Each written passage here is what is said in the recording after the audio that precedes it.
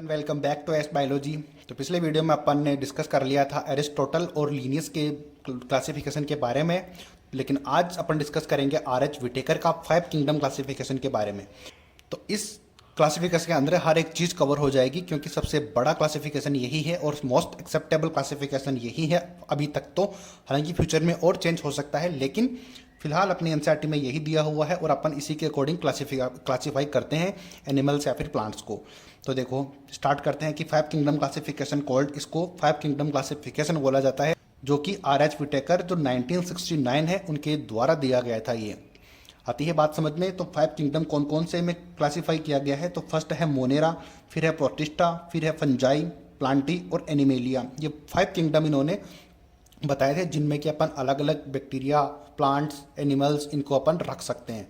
तो एक एक करके सबको डिस्कस करेंगे कि आर एच विटेकर सर ने क्या क्या बताया।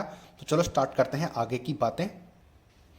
देखो कि बेसिस ऑफ क्लासिफिकेशन, तो यानी कि कौन से बेसिस पे उन्होंने ये क्लासीफाई करने का तरीका निकाला कि इसमें किस किस चीज़ को ध्यान में रख के ये दिया गया।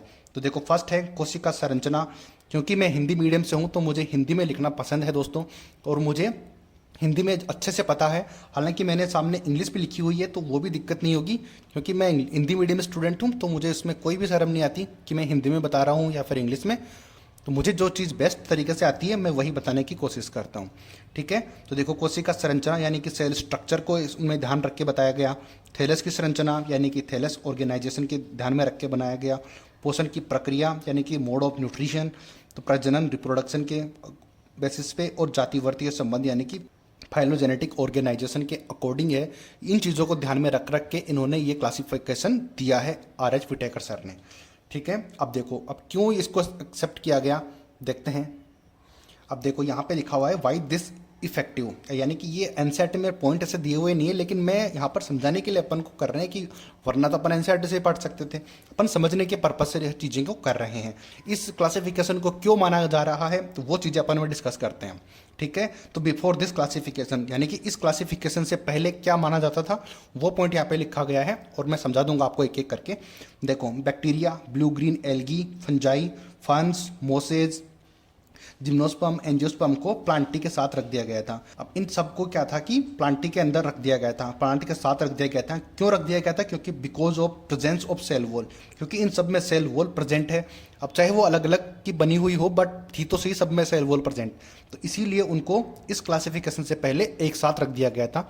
और क्यों रख दिया गया था? क्योंकि प्रेजेंस ऑफ सेल वॉल, ठीक है। तो ये समझ में आ गया।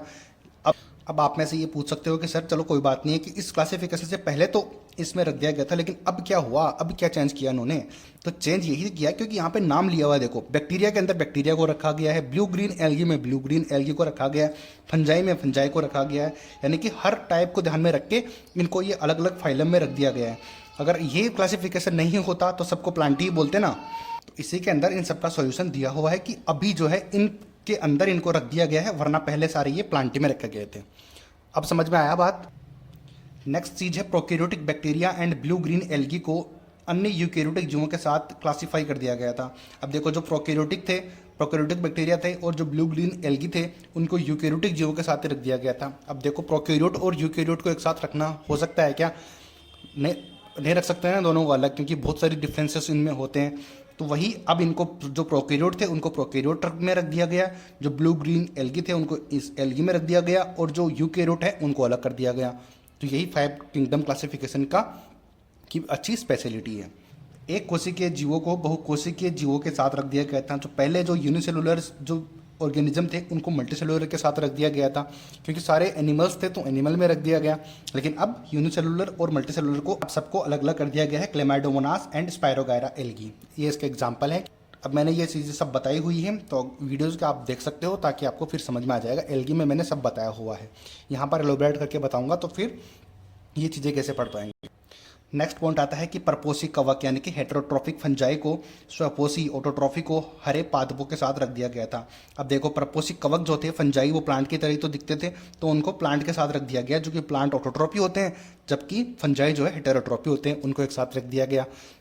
Because of presence of cell wall, क्योंकि इनकी सेल वॉल के अकॉर्डिंग ही, पीछे भी ये बात बताई थी और यहाँ पर भी सेम बात लिखी हुई है, ठीक है।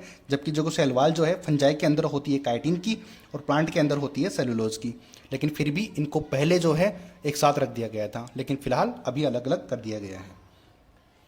नेक्स्ट बात करते हैं कि जो मोनेरा है उसके अंदर जितने भी प्रोकैरियोट जीव हैं उनको सभी को मोनेरा में रख दिया गया है।